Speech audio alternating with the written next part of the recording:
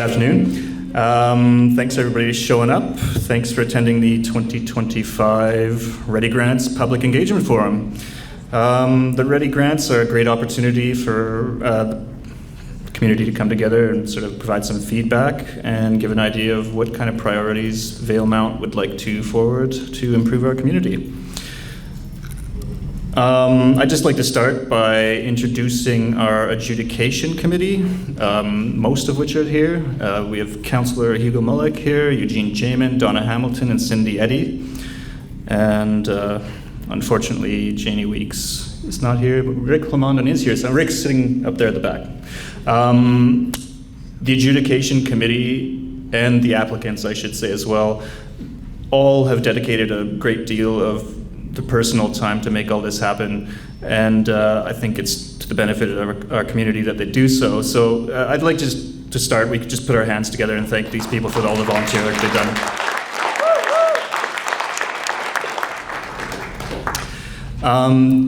This year, we also have Tessa Bendick here from CBT, who has basically enabled me to do my job because I had no idea what I was doing when I started. So, Tessa, would you like to come up and say a few words before we get started, please?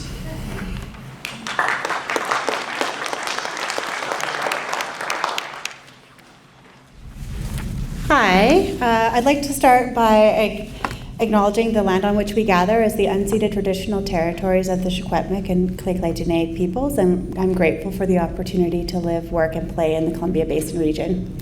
As Tigert said, my name is Tessa Bendig. I'm a manager with the Columbia Basin Trust. I work out of our Castlegar office, so it was a bit of a trek to come up here, but I love any excuse to come up to the north, and it's great to be here, so thank you. I work on the ReDi Grants program, as Tigert said, and I also do our affordable housing and childcare programs. I'm just going to say a couple words here at the beginning. I don't want to take up a huge amount of time, but I just wanted to say a couple things about the Trust and also the ReDi Grants program.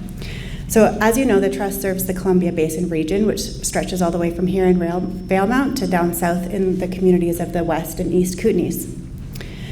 This year marks the 30th anniversary of the Columbia Basin Trust. It was created 30 years ago by the people of this region, so it's great an opportunity to celebrate with you all. Thanks. We remain committed to supporting communities in ways that matter to you. We do this through programs, partnerships, and initiatives, playing many roles. As funder, as partner, as investor, as convener, as listener, and as steward. Today we're here as a partner, and I'd like to thank our local government, the Village of Valemount, who delivers this program here, and thank you so much for helping to put on this event here and for engaging the community in this important process. The ReDi Grants are really unique because they put decision-making in the hands of the community. You have the opportunity to help shape the projects that will benefit your region. And that's why we're here today, to listen as you discuss the projects that are under consideration. On behalf of the Trust, I want to say thank you for sharing your time with us today and coming out. Your input helps to guide our delivery partners in making the decisions and making sure that they reflect the local priorities. I'll be here all afternoon, so if you have any questions, please come and say hi. I'd love to chat with many of you. Thank you.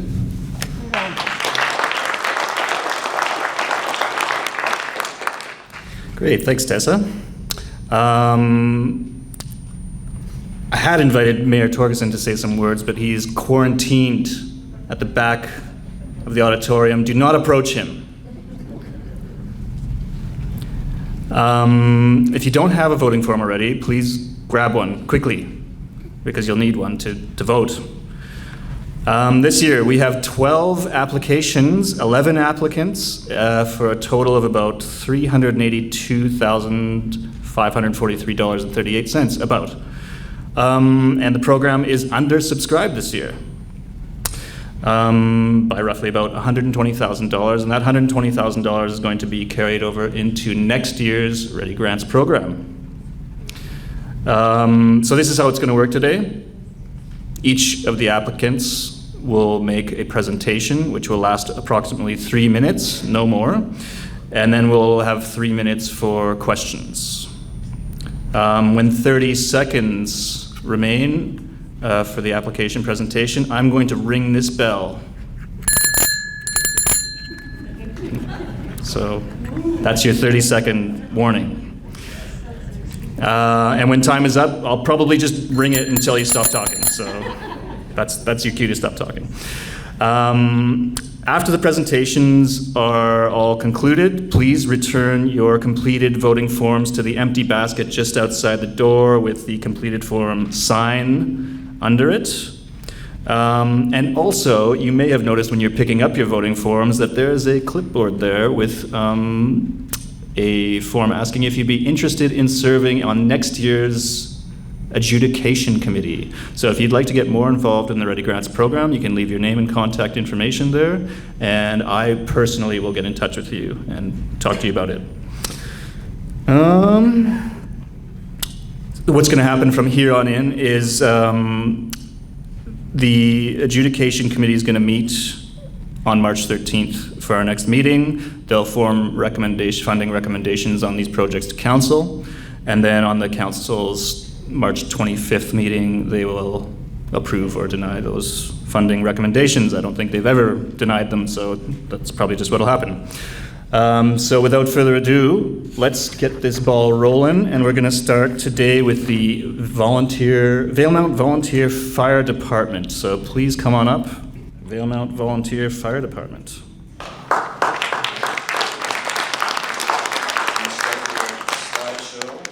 So just arrow forward to switch slides. Sure, thank you.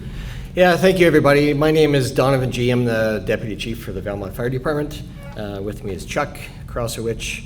And we're here today to talk about sprinkler protection unit for Valemount. Now we've kind of been building on one for a couple years to get to be a BC wildfire certified type 2 trailer. We need some specific, very specific stuff, so the cost goes up. So what we're asking for is basically $10,000 for hose, $6,000 for equipment, miscellaneous equipment to finish off the trailer. Now one of these trailers brand new is about $160,000. We've gotten this far with our limited budget and other granting, so we just need a little bit to finish it off. The trailer itself has enough equipment on it to sprinkle 35 homes and has all the stuff needed: pumps, sprinklers, ladders, tools, you name it. It's got a bunch of stuff in it. And every single sprinkler protection trailer in the province has the exact same stuff in it. This is why everything is very specific to what the forestry needs. Why does Valemount need a SPU? I think it's kind of obvious. We were all around last year. Things got a little crazy. Jasper got a little crazy, and then Valemount get a little crazy. So this is something that we need to help protect homes that are outside of a reach of a hydrant, for example. So any interface homes where you have, a lot of trees right beside a home that's a long ways from a hydrant, you kind of need to be able to protect that home somehow when the fire is approaching. And do they work? Now this isn't a fabulous picture. It's a really good video actually, but they have this massive warehouse set up, and they shower a home with sparks. So they build this home inside this warehouse, and they shower with sparks. And they do it with sprinklers and without sprinklers, and they time how long it takes to burn without the sprinklers. And I just can't say enough about how important it is to protect your own home even before we get there. If there's sprinklers set up, we can just add to it. There's so much that can be done before we even show up. I tried to burn through that real quick, so is there any questions? Do you have any pictures of the recent fire that was outside of town this summer? Yeah, not in this slide, sorry, no, but... Were you able to incorporate the sprinklers?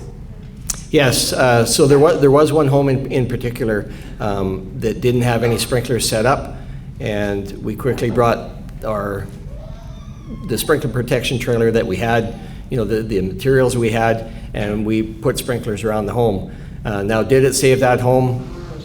Who knows? If we didn't do it and the home burnt up, well, then you'd look like fools, right? So I really think that it did a good thing by putting those sprinklers up. There is another home that was also in danger. We just parked the fire truck there and stayed there with a wet line.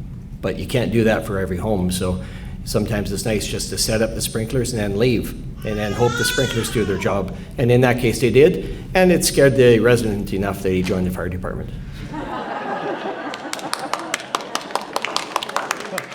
Any other questions? All right, beat the buzzer.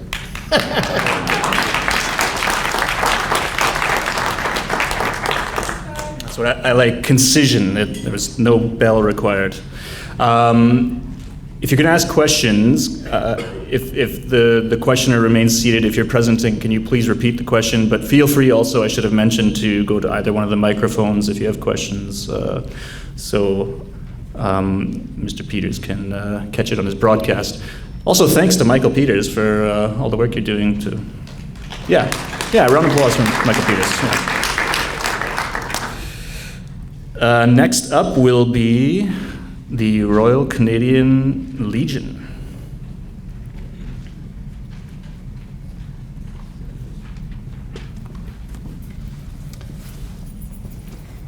Change slides with the arrow forward, sir. Okay.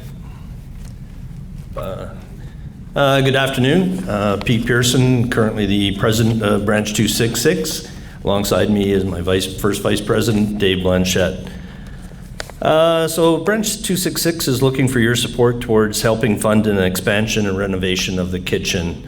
Our total budget is approximately $60,000. We've come looking for support for $45,000, and the rest will be out of our reserves. So just a little bit of context. The original Legion building was built in 1964 by volunteers such as Bob Basin, Les McCurdy, Ernie Williams, and many more. And it was a flat roof building with a tar and gravel roof. And it stayed that way till about 1992-93 when the expansion and the peaked roof with the tin roof on it. So in the original format was a small kitchen and a coat room in what is currently today's footprint of the kitchen. And they expanded that to include the coat room space, but didn't make it any more efficient. So 1992-93, the addition and entry foyer to access the upstairs was built. And then followed by that, comrades Terry and Les Damon spearheaded the construction and creation of the War Heroes Museum upstairs, which is kind of our little hidden gem that we hope to be able to promote more. So I'll let Dave take over talking.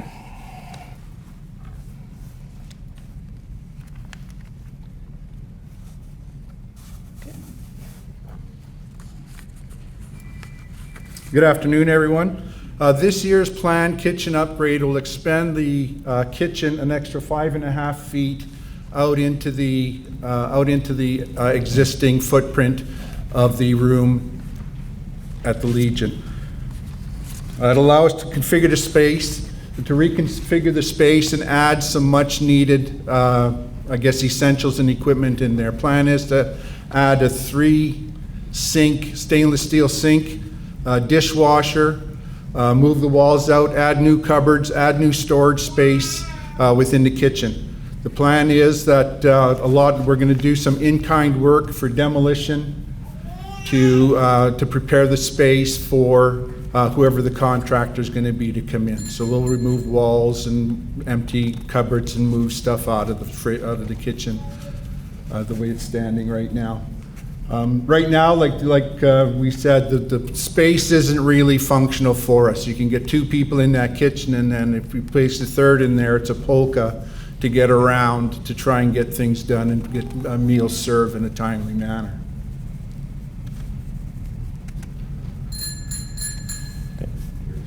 That's 3 minutes. There we go. Any questions? Do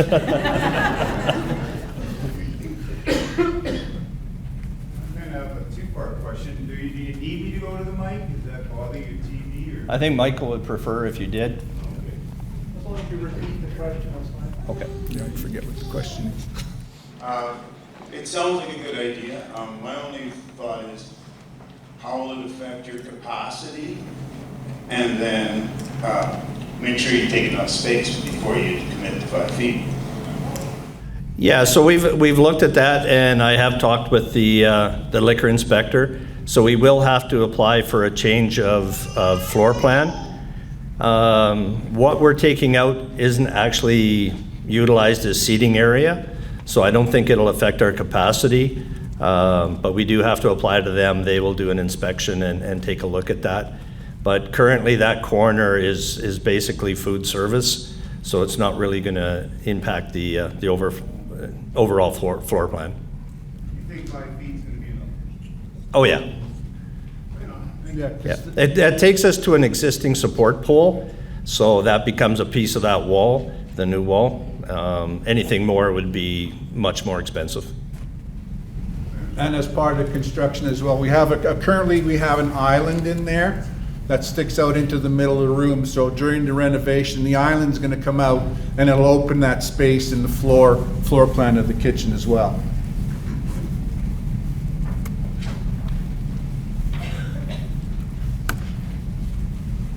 No other questions?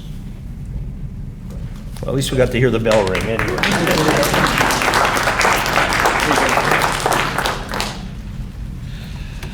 All right, thanks to the Royal Canadian Legion. Next up is the Rocky Mountain Racing Association. Please come on up.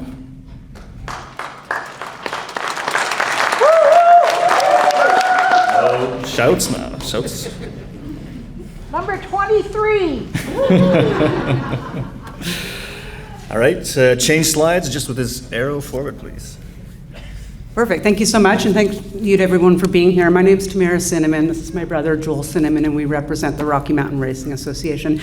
We're bringing a water truck proposal. It's about enhancing safety. We realized in our inaugural year that, really it's only secondary to safety is the need for a water truck. Economic growth was huge, and fire preparedness in Valemount.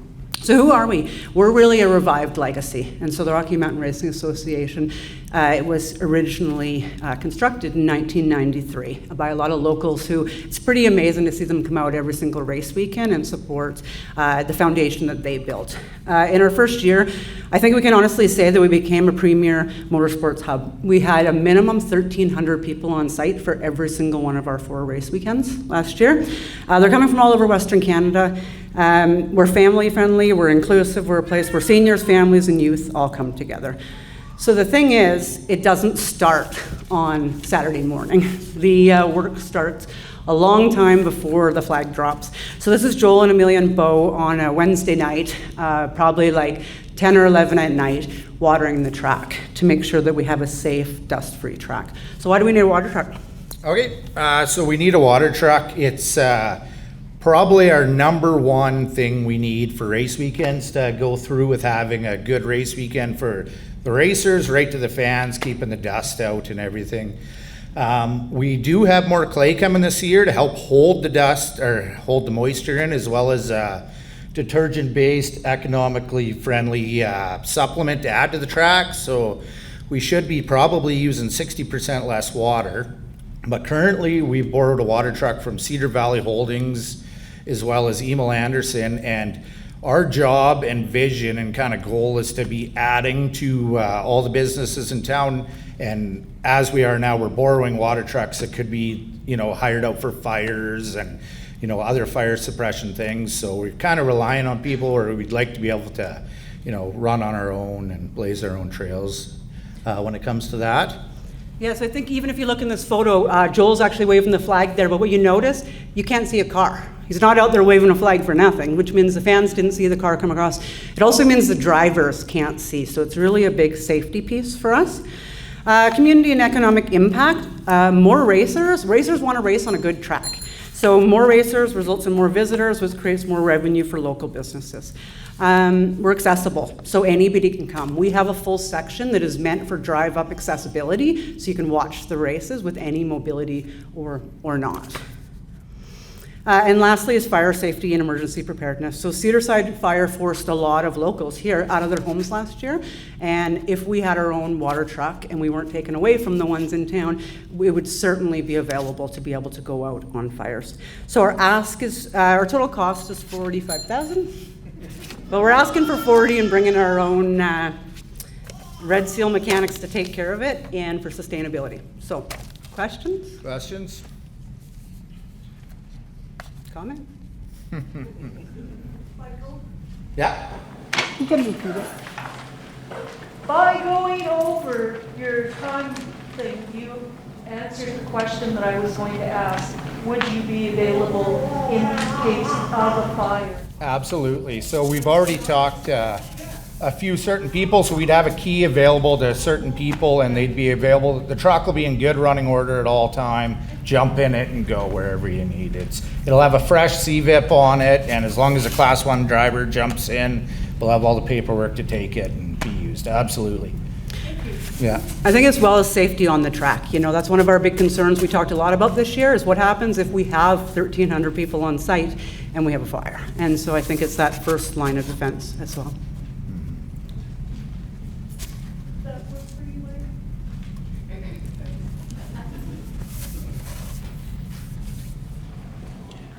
I asked you guys a question earlier about security for the truck. And, you know, if it's available, I'm sorry, we have a pretty poor climate out in the world and I wouldn't want it to be vandalized. Yeah, totally. So we're a fully locked compound, and it's like anywhere, right? Vandalism can happen anywhere, but it's a fully locked compound with a gate, and the whole area is secured with a fence. So And we actually have a fellow that is on site every single day at some Yeah. point in the day. we have somebody that lives out there full time as well. So But I think it's a really good, valid, you know, point that we need to be Absolutely. aware of as well. anyone else? Okay, thanks for your Thank time, you. everyone.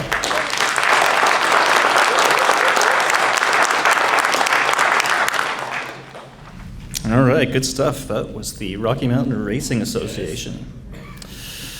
Now we're going to have a double header from Varda.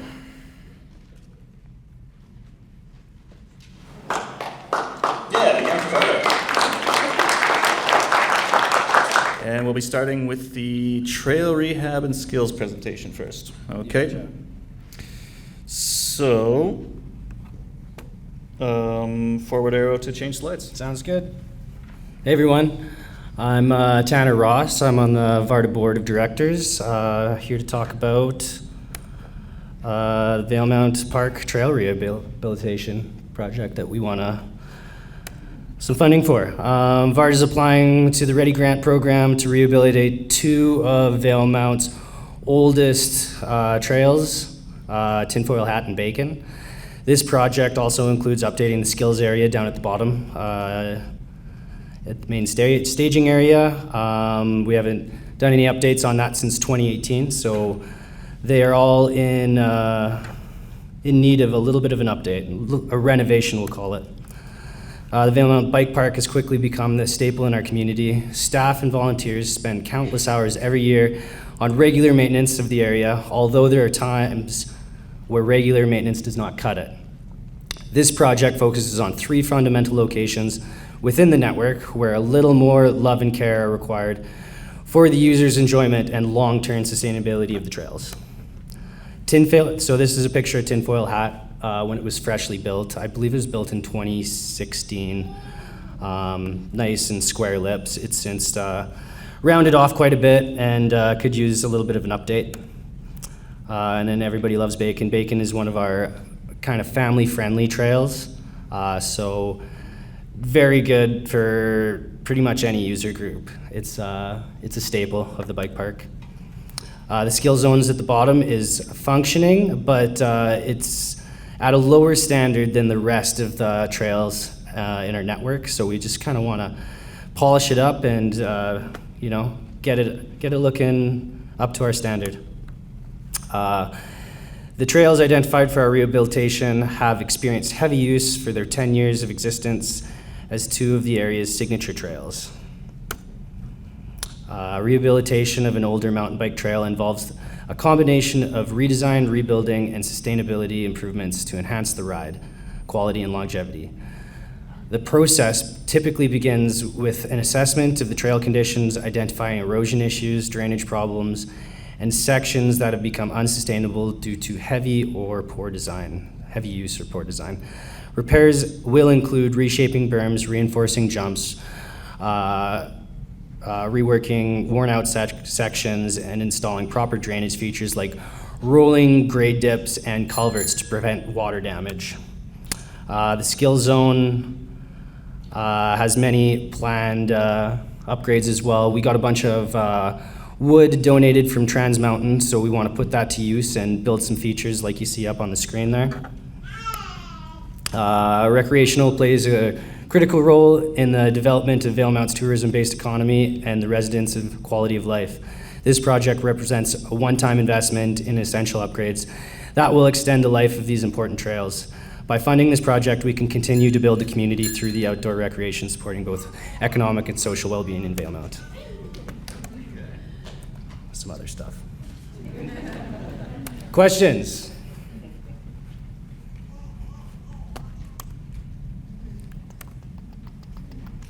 $14,000 is the ask, and a specific $873.60.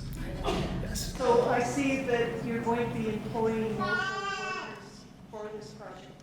Are there any volunteer hours that will be put in? Not specifically. Yeah, we plan on utilizing our local trail builders.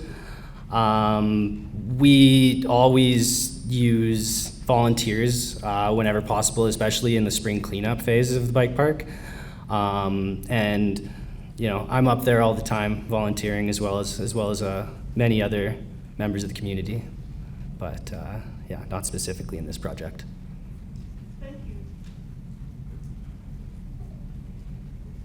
Thank you. If there's no more questions.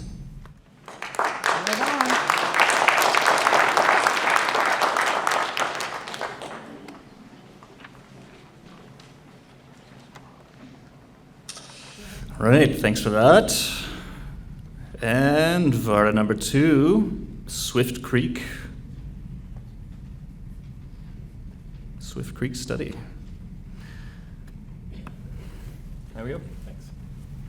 I just wanted to start today. My name's Sean Kelly.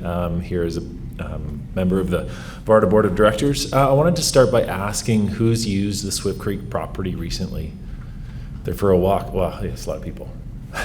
Awesome. So when that piece of property was posted for sale, there was a lot of concern in the community that we would lose access. VARDA worked really hard to acquire that piece of property with the goal of maintaining public access in that space. So we were able to do that through generous support of the Columbia Basin. And I think we put in a little over $100,000 from our own coffers to secure that property. We're looking for this investment into a study of the site to look for some potential use and development of it. I'll go through here. So this is through McElhaney. They've given us a detailed quote. And the idea here is that we want to see what's potential for this property. It's really important for us that we maintain local access, that it can be used as a trail so that you can get out there and walk your dog still. I mean, I was out there today doing that very thing. So we can continue to maintain access to the trail networks that it provides us access to. You know, we're looking at lots of ideas, but we really can't move forward with any planning until we have like a properly geoteched assessment of the site. It's a really, as you all know, it's the watershed that provides our village with water, and it's really important that anything that is done on that piece of property is done properly with the right geotech and engineering behind it.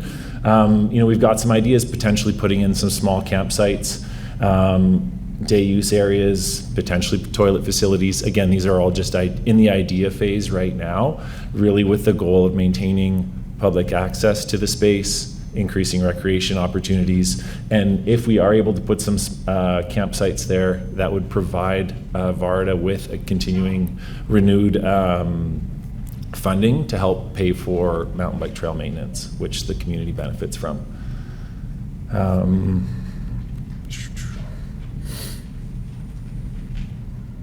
So the quote from McElhaney was almost $60,000. That's what our request is. We've already invested significantly into this piece of property, and we want to see it maintained. This is the detailed breakdown of that. I'm not going to go through that, obviously. Yeah, I think I'm just going to open it up to any questions if there are any. Yeah. So I wasn't here initially. Okay. Did that include the geotech, the 60,000? Yes, it did. Yeah, it's a pretty comprehensive quote that we were given by McElhaney and Environmental study? Yes, yeah. Yeah, I think there was environmental, geotech, and then also some historical checking in as well in that proposal. With your idea for the development of campground, are you going to have it set up similar to the ones that are down on the canoe? Where there's some kind of a site manager to go and... Yeah, I didn't, it's not my personal vision for campsites. It would be managed somehow for sure. And again, making sure we're meeting the village requirements and everything else. The idea is to have potentially dry camping. So we're not looking to take away from other businesses that are providing camping, but those people that are going down the lake and camping at 10K or 12K, those are the people that, if we can bring them in to stay within the village, then they can go ride their bike and access restaurants and whatnot in town and engage with local businesses a little bit more. We've seen the positive impact that mountain bikers do bring to the community, and I think that just trying to capitalize on that more is really the goal. And it's pretty tough to monetize the experience at the bike park. We can't charge trail fees, and so this is potentially one way to help ensure some sustainability there. Thank you. Hi, John. Hi. Just curious if you guys got multiple quotes or if that's just the only quote we have. I think with McElhaney, that's the only one we have. Yep. With the reputation of McElhaney, they're apparently the best, what I've been told. So. Can you expand on, you said you can't charge for the bike? Yeah, I think with the agreements that we have with rec sites and trails, we can't charge, it's public space. And so we can't, yeah, so we can't charge a fee for accessing the trails that we build and maintain. So.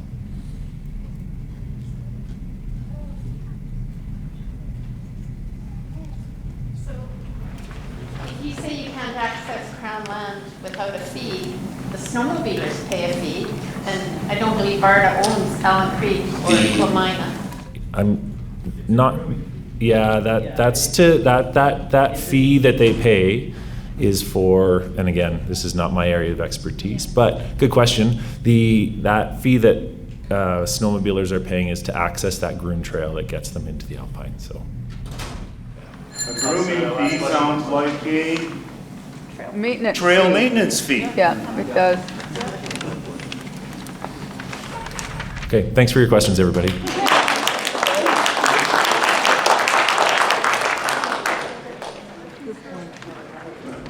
All right, lots of great questions there.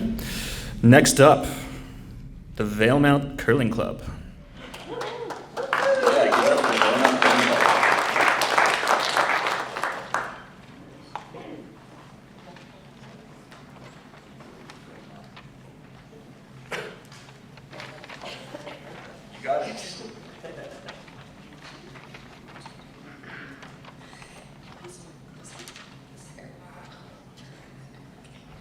Okay, hello everyone. My name's Tanis. This is Sam. We're here for the Valemount Curling Club. So this is the Valemount Curling Club. It was built in 1992. If you haven't been there before or you haven't been in a while, we invite you to come out. This is your official invitation. This year we curl on Wednesdays and Friday evenings at 7 o'clock, and we welcome drop-ins. We usually have 2 or so bonspiels a year, and we have one upcoming on the 14th, so if anyone wants to come out, we would love to have you. Curling is an inexpensive, low-impact sport that the entire family can play, and at all abilities, and with almost any physical limitations. All you need is a clean pair of shoes. I'm hitting a button. Okay. So we do run a junior curling program after school for elementary school kids, and the elementary and high school also use the ice in their physical ed programs, and we do give that to them for free. Oh my gosh, I'm sorry guys. Okay, we also loan out or rent out the location to community stakeholders for training facilities and courses. We host dinners, dances, and provide space for the community and special events all year round. So the reason we are here today is the Curling Club must replace several of our exterior doors. Some of you may remember us from last year. We were here. We've reevaluated our needs and reduced the number of doors we're asking for, and we've updated and provided more detailed quotes. So we're asking for 5 new steel double doors and 1 single steel door. We believe these new doors will make the building safer, increase accessibility to the ice surface, protect the ice from the weather, and increase the efficiency of our ice plant. So if anyone's not familiar with the Curling Club, I drew this little map myself. So we will be replacing the front door. There's an emergency exit on the elementary school side, which is the 1 single door, and then 4 sets of double doors at the ice surface. Right now, this is our front door. It doesn't close tightly at all and could quite easily be pried open if someone wanted to. These are the doors at the ice surface in the winter. It lets in all the weather, so the snow and dust causes issues with the ice and safety issues as well. We have several volunteers that are willing to put in their time, and we're also dedicated to ensuring that the doors last for a long time, is what I'm trying to say. Yeah, and we look forward to many more years of curling in Valemount. And we believe this project will make our building safer, increase accessibility, protect the ice surface from the outside elements. Anything to add? Okay, thank you everyone for their time. Just remember, curling's inexpensive, and we would love it if you all came out and gave it a try. Thanks. Any questions? Is your building accessible? Yeah, well, it is accessible. There is not handicapped accessibility. There's no ramp to upstairs, unfortunately, but yes, there is a ramp leading into the main area, which you can view the ice from there. And it's accessible to get onto the ice surface if someone would like to participate in dances or anything we have on the ice floor, or even to come out and curl. Your front door, is it going to be accessible for handicapped people that have got, say, a walker or a wheelchair? Oh, yes. Yes. It's a double door. So Yes. it's got an auto? No, it will not have auto, but So which way do the doors swing? they swing open. Yeah, outside. Outside. Yeah. Outside. Outside. But generally, there's always people there willing to help. Yeah, no, it will not be. Any other questions? Thank you.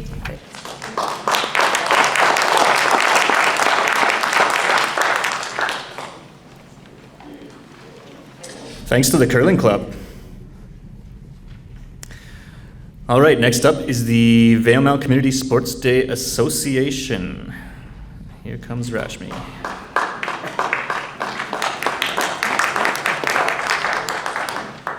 I'm still learning how to do this as I go. Arrow forward to. Good afternoon, everyone. I am Rashmi Narayan, and this is Dory Wong from the high school. I started working as festival coordinator last May and have volunteered at the festival in the past. So Valemount Days has been known to take place for at least 43 years, and it continues to be a community event that attracts people of all ages. We have a variety of events, and when community gets together, good things happen. And so thank you for coming out today for this event. So we reached out to many groups and individuals as we wanted to have more partnerships. We got feedback from youth. We also know that young and old both benefit when we create opportunities for them to come together. Musicians have been a big part of Vail Mountain Days on Fridays, and so we're seeking to strengthen partnerships, have new events, keep the events free, as well as offer compensation for locals who have volunteered their time to make this event fun. So Shirley Giro at the school asked youth what's important, and this is what they told us. They wanted to be part of Vail Mountain Days and had specific asks. So we're trying to make that happen. So the cotton canning machine is something we're hoping to rent, and it can be a fundraiser. I sort of identify with that student quote sometimes. Carrie Johnson, she does so much coming out to the communities and just takes her time and effort and lights up our special days, and we wanted to have her come and be a part of Vail Mountain Days and compensate her for her time, have her offer some, pony rides. Another idea we have is a petting zoo outside. V Crew is offering the fenced area outside the new center, and so we wanted to have a petting zoo there with some of the local baby animals, and of course that means insurance and other logistics, so that's part of our ask. And we also wanted to offer better compensation to our musicians. I think for many years they've just played for free, so we want to offer an honorarium. Jory, you want to speak to? And this year, we're giving high school artists the chance to actively participate in Vail Mountain Days. Students will be designing and creating a temporary live mural, and spectators will be able to see the creative process unfold in real time. To add to the fun, we plan to design an optical illusion mural where people can pose for photos with the mural as a background. It's okay. So I'll just move it to our ask. As you see, most of the money is on kids. Thank you for coming out. And if you have any questions, we'll be happy to answer. Jamie, go ahead. Can you go back to that slide with the breakdown? This one? Yeah.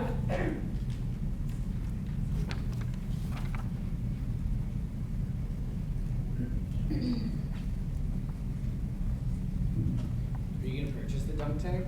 Yeah, we wanted to purchase a dunk tank so that, one, it's quite expensive to rent it, and if the weather's not good, then it feels like a waste of allocating the money. This way we'll have it, and other groups can rent it out. And it'll free up money to use for other attractions. That was the idea. That was the intention. Sorry. So you have the concession, and do people pay to do stuff there? Like, do you guys, like chicken crap bingo, do they pay a fee to participate there? No, so we offer all those, like we're partnering with these organizations and letting it be fundraisers for them. And what Vail Mountain Days, the Sports Day Committee does is we cover the insurance so that these groups can be fundraising there. So the Chicken Crab Bingo, it's a fundraiser for them. We cover the insurance, the concession, whoever comes in there, it is a fundraiser for them, and Vail Mountain Days, the committee covers the insurance. So we are partnering with different groups that we can. And we don't charge them a fee. We cover some of the expenses.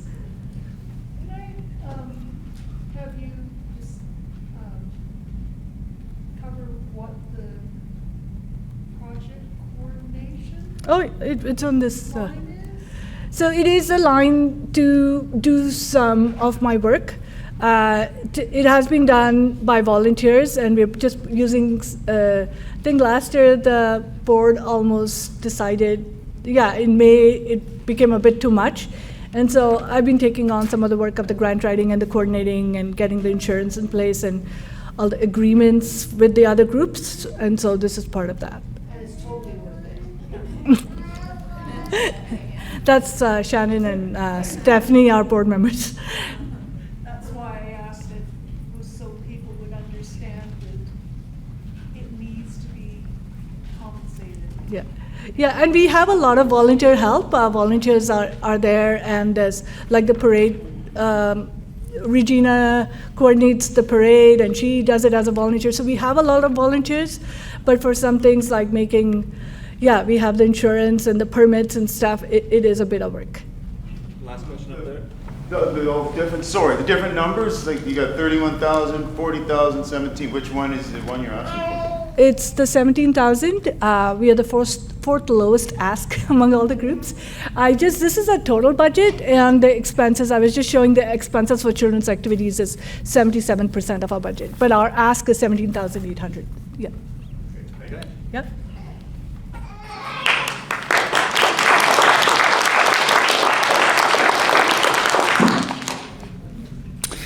Okay, thanks very much to the Valemount Community Sports Day Association. Next up, the Valemount Entertainment Society.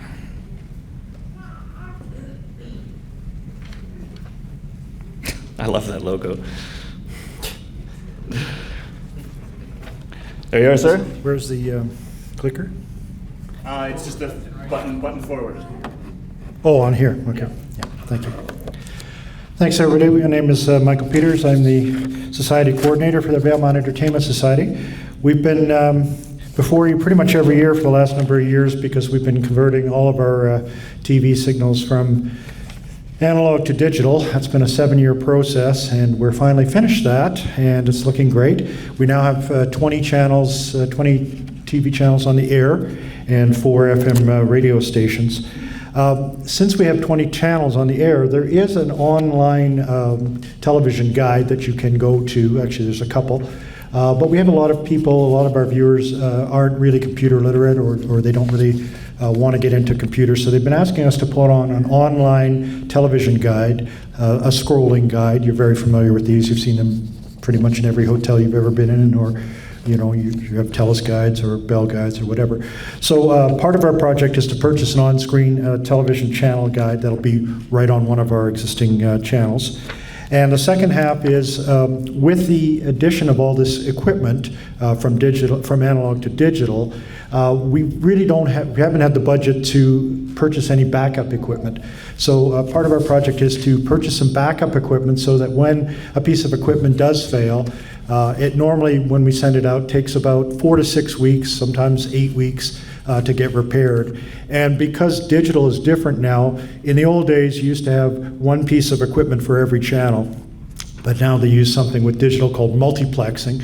So we have units of equipment with 5 channels on each. So if one piece of equipment goes and 5 channels go off the air instead of 1 in the old days. So we're hoping to avoid that downtime, that service downtime, by having one piece of equipment for everything that we have on the station so that we can swap them out for both TV and radio. So that's what our project is. I don't think I really have, it's not that sexy presentation, I'm afraid. The top right there is the scrolling TV guide, and it'll show you, I think 2 weeks ahead you can go up to, and then a couple of examples of some of the backup equipment that we have in place, or we have in mind for doing that. Total request is $39,211.96. Any questions? Yes? Just about the scrolling guide, like how would we be able to access it? It will be one of the channels. We haven't decided which number it will be, but for example, it could be on channel 7.1, and you would just go to that channel and it will show you all of the 20 channels that will be on the air at that time. Yes? Since you've been making those changes, it's been really, really reliable, I mean, stuff happens, but I'm grateful for what you do. It's every bit as good as the shot satellite I used to pay a lot for. Thank you very much. We still, you know, I get people saying, oh, my TV went off. Well, it's still a satellite. So if you have Bell or Telus satellites, you know that when the weather is bad or when the conditions are bad, it drops. And when that happens, it's the same for us because we get our TV signals from satellite as well. But thank you very much. I appreciate that. Other questions? Okay. Thank you very much.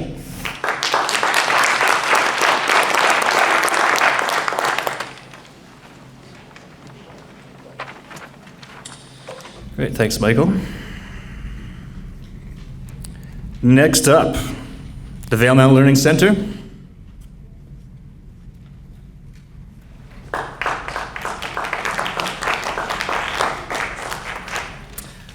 Arrow forward to change slides. Okay, thanks.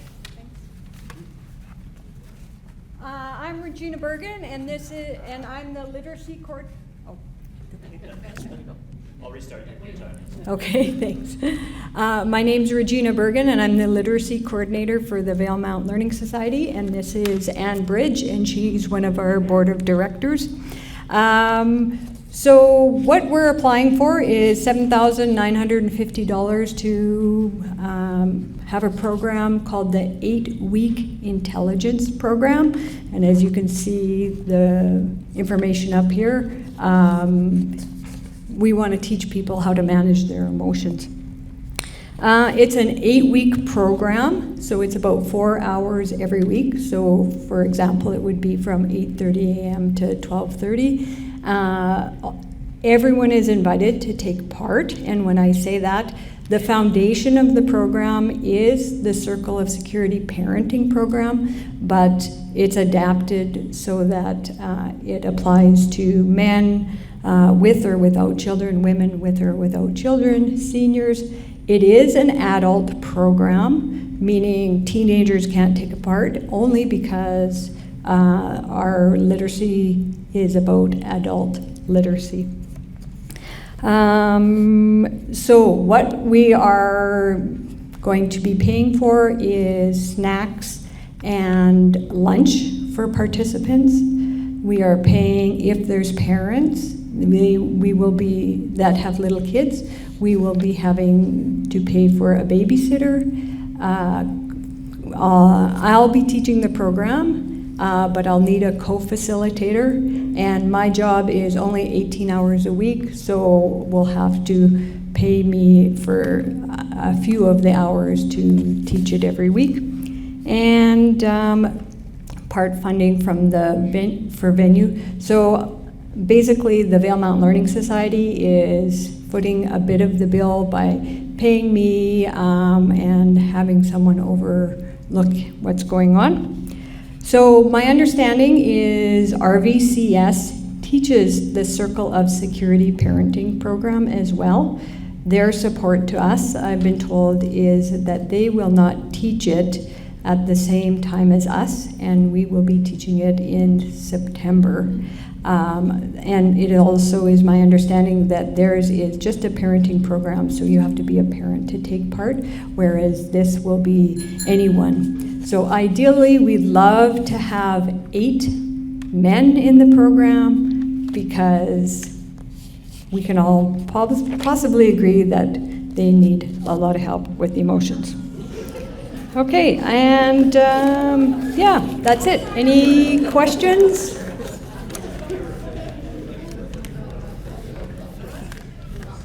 I'm curious why you would choose like the most common time that people work to host this program, because then it takes away from, they have to take time off work to attend this program, and that's not possible for a lot of people. That's a good question. Ideally, we'd love to have it on Saturdays, but being in a small town, not many people can commit to 8 Saturdays in a row. And another reason we really would like to target parents with little children. When we have taught it I've taught it to over 100 people, and every parent that has come said they love sitting there for 3 hours, being an adult, talking about adult things, even if it's the kids, while their children are being looked after by a babysitter. So yeah, it would be great to be able to do it on a Saturday, but the participation, there's just too many people gone on the weekends, so thanks. Any other questions?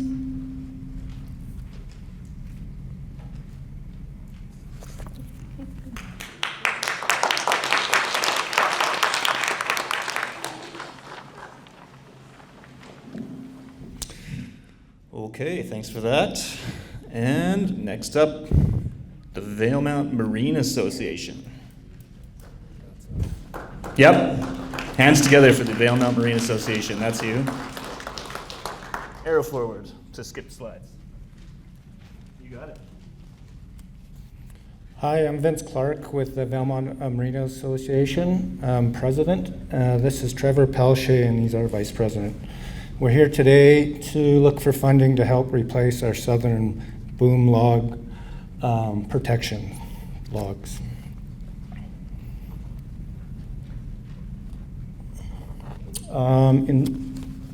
The marina falls in the Columbia Basin Trust area and is part of the village public input session, so we just thought we'd come and present our stuff. Why we have boom logs? The reason we have boom logs is to keep wood debris out and to protect our facility from too many logs getting in and keeping winds from damaging our facilities. This helps with safe access. Having the boom logs, it keeps the wood debris out. As you can see here, when the boom logs aren't in, we get all the debris and access is not great. There's a lot of different boom log systems out there that can be very expensive. We kind of went with the lower cost one, and it seems to be one that should work fairly well for us. The funding we're looking for is $60,892.82, and yeah, it's a plastic version and not wood, so it should last quite a bit longer than our existing program.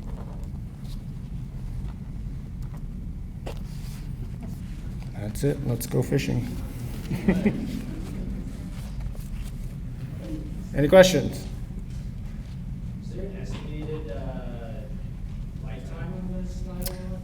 They're telling us between 20 and 25 years, so it kind of depends on weather and how much debris is being pushed up against it and just how much heavy use, I guess. Mostly from wind.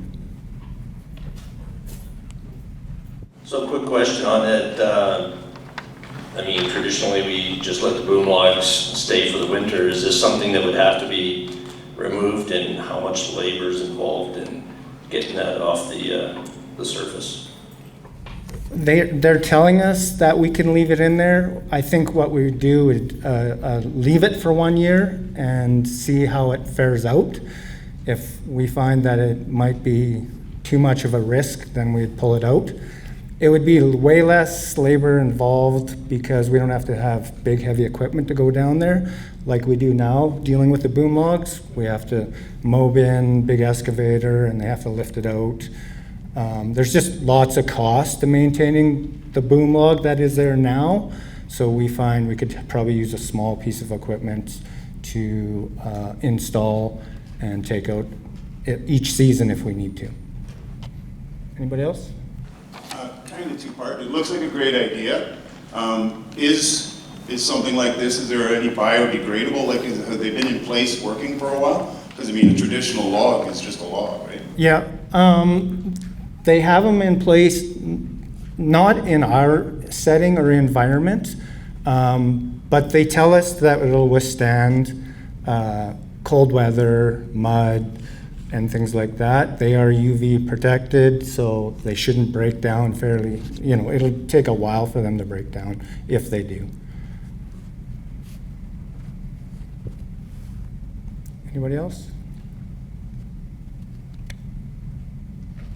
Okay, thank you.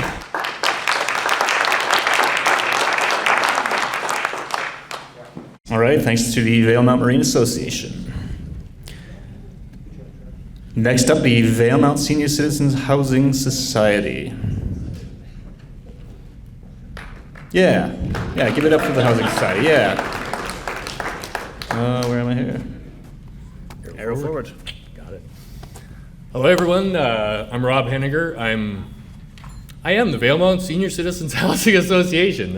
We have another staff member on staff, Claudia, who's our bookkeeper, but other than that, it's me. So I wanted to start out with that because I wanted to let you know we are a very lean organization. We don't spend a whole lot of money on a whole lot of stuff, but what we're asking for today is an opportunity to understand where we're at and what we do and how we get there.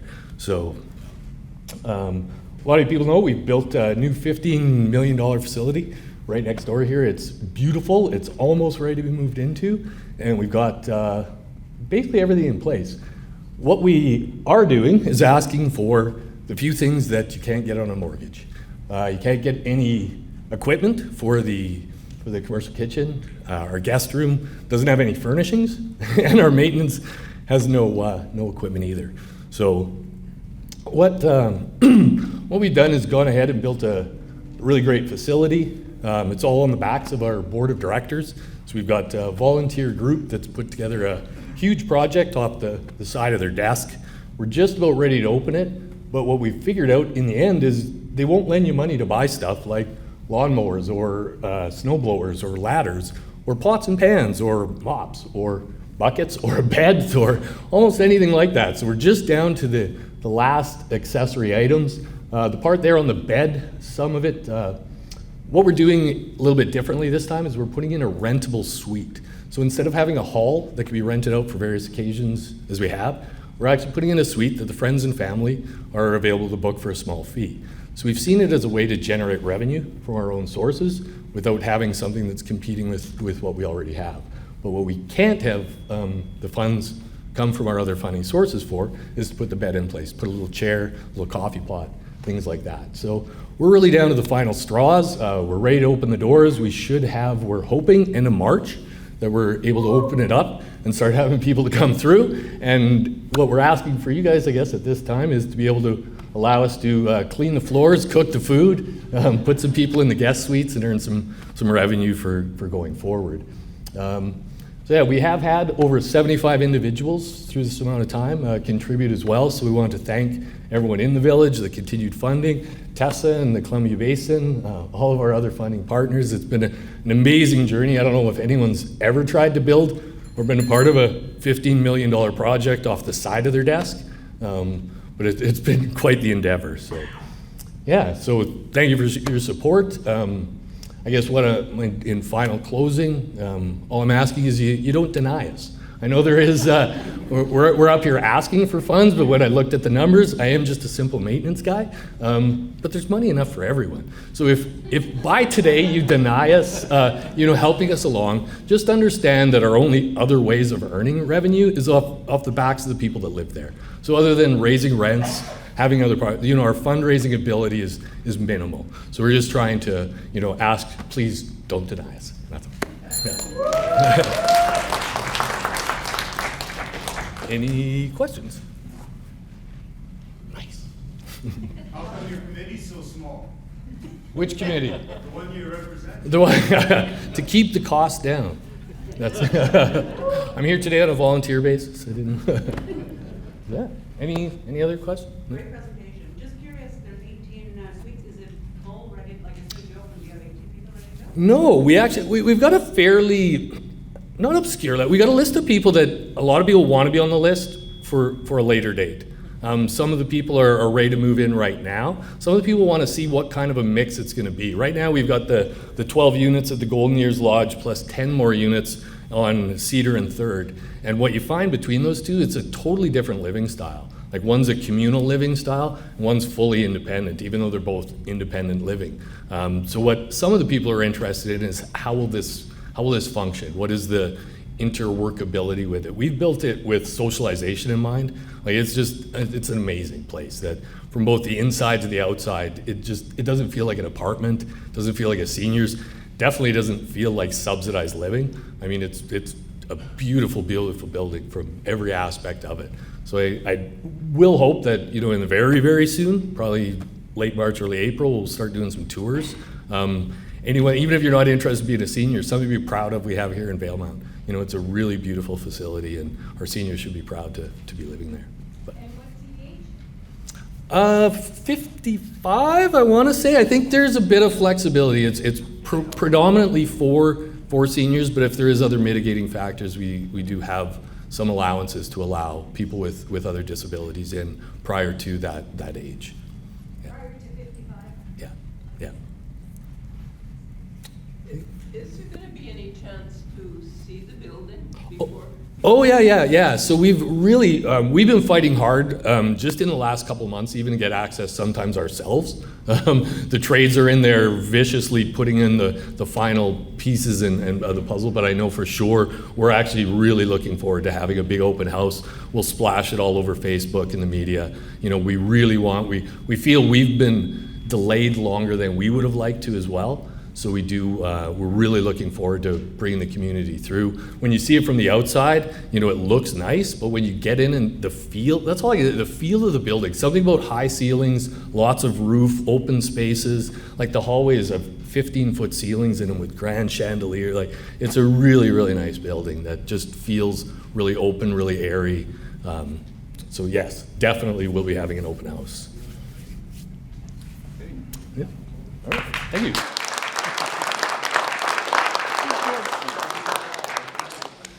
Okay, thanks for that, Rob. I know who I'm going to hone my presentation skills. And last but certainly not least, the Yellowhead Outdoor Recreation Association. Put your hands together, please, for Yora. You'll notice on the back of your forms there is also an area for written comments. So if you have any comments on this process or on projects you'd like to put in before you hand them in, please do.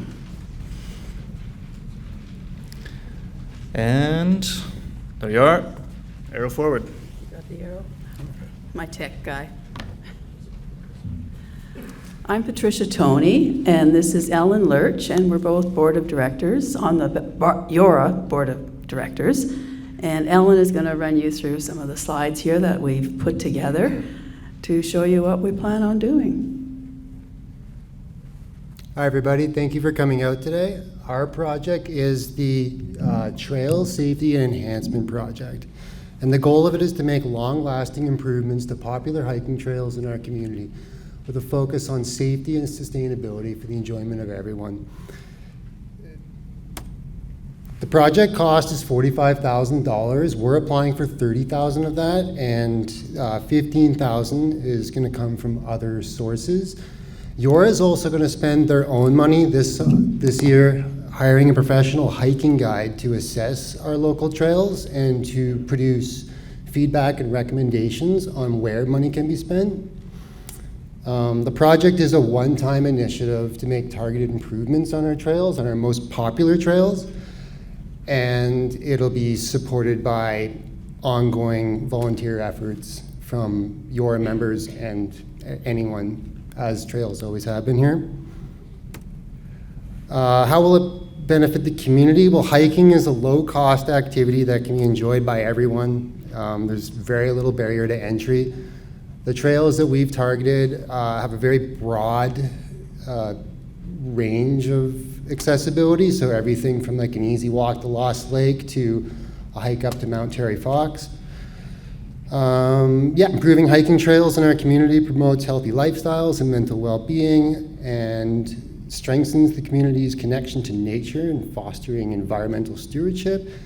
And a big one is employment opportunities for local trail building contractors. Which trails will be improved? This is a question we got a lot in the lobby. So we have 11 trails listed here. Yora has a partnership agreement with BC Rec Sites, so we actually are tasked with looking after these areas and their infrastructure. And as you can see, I'm sure everybody recognizes at least a few of these, but they're the more popular trails in our area and will give the most value to the community. So we have Little Lost Lake, Mount Terry Fox, Micah Mine, West Ridge. Oh, we're running out of time. What issues would be addressed? Deteriorating infrastructure, trail services, browse trail width, signage. Here's just some examples. And some bridges.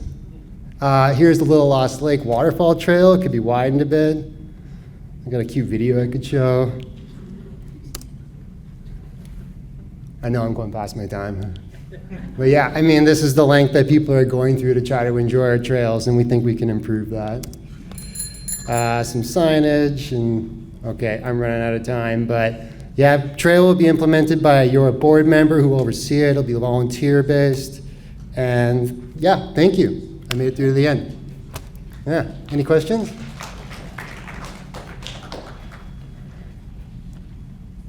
How many different trail builders do you have in the region? Do you have like a variety that you can get a different contract from each, you know? Well, as like evidenced by our bike park, we actually have a very high per capita amount of trail builders here. The quality of how many trail building crews are there here? Well, that remains to be seen. I mean, there's a handful, but we'll put out a proposal in the newspaper or something, and then or a request, and anybody can apply to it if they have insurance and tools and their own transportation and so on. Yeah, anything else? Do Yora and Varda work together on these trails? Because I saw that Swift Creek Trail, isn't that what Varda just bought? Yeah, great question. And Yora and Varda do work pretty closely hand in hand with some things. A good example is the West Ridge Trail that I briefly mentioned there. That's a snowmobiling area. And we're delighted that we've worked it out with Varda that we can both share it and make it a year-round recreational area. So sledding in the winter, hiking in the summer, and no negative impact to either user group.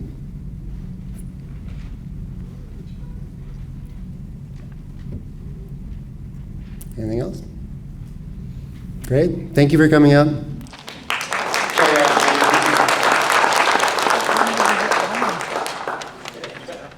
Right, thanks, Yora. Well, that concludes the presentations for the year.